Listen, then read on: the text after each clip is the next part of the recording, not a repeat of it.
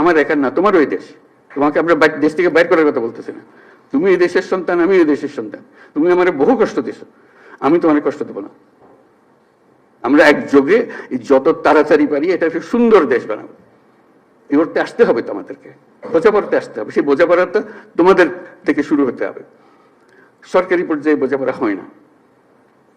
কাজেই সেই জিনিসটা দেখো, যারা অপরাধী তাদের অবশ্যই বিচার করতে হবে, যারা অপরাধী নয় তাদেরকে সৎ পথে নিয়ে আসতে হবে আমাদেরকে, এই দেশে থাকার জন্য, একত্রে থাকার জন্য। এবং সেখানে ওদের কথা বলতেছি, তারা আমাদের উপরে 16 বছর ধরে অত্যাচার করার সীমা নেই, সেটা আমাকে বলতে হবে না, আপনারা আমার থেকে বহুগুলো বেশি ভালো জানেন। কথা হলো যে আমরা আজকে যারা বসে আছি তাদের মধ্যেও যেন আবার আপনারা আর আমরা আলাদা হয়ে না যাই, যে অভিযোগ করতে থাকি। অনেকে বলেছে অভিযোগ করতেছি, কিন্তু আমরা এক। মনের দুঃখের কথাটা বলছি, সেটা অবশ্যই বলবো, দুঃখের কথা বলবো, বোঝাবো, কিন্তু বিভেদটা, দূরত্বটা যেন সৃষ্টি না হয়। এটা একজোটে থাকতে হবে, একসঙ্গে থাকতে হবে সারা দেশের জন্য। আজকে এটা খুবই জরুরি। সম্প্রতি যেসব ঘটনা ঘটলো তোমাদের চোখের সামনে হলো, এটা একবার না, আরো সামনে আরো বহু রকমের ঘটনা ঘটবে।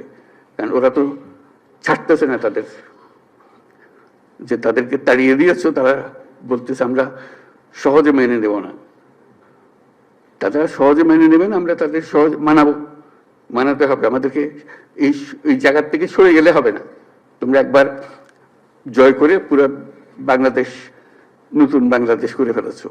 এই নতুন বাংলাদেশের ভেতরে যারা গন্ডগোলের সৃষ্টি করতে পারে তাদেরও নিশ্চিহ্ন করবো আমরা, তাদেরকে দলে বেরিয়ে ফেলবো, নিজেদের মধ্যে নিয়ে আসবো, আর তা না হলে আইনের কাছে সুপর্দ করে দেবো।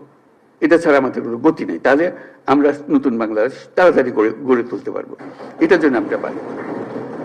আজকে কথাগুলো খুব মনোযোগ দিয়ে শুনলাম, এগুলোকে কি করতে পারি এটার জন্য আমরা সবাই বসবো আবার আলোচনার জন্য।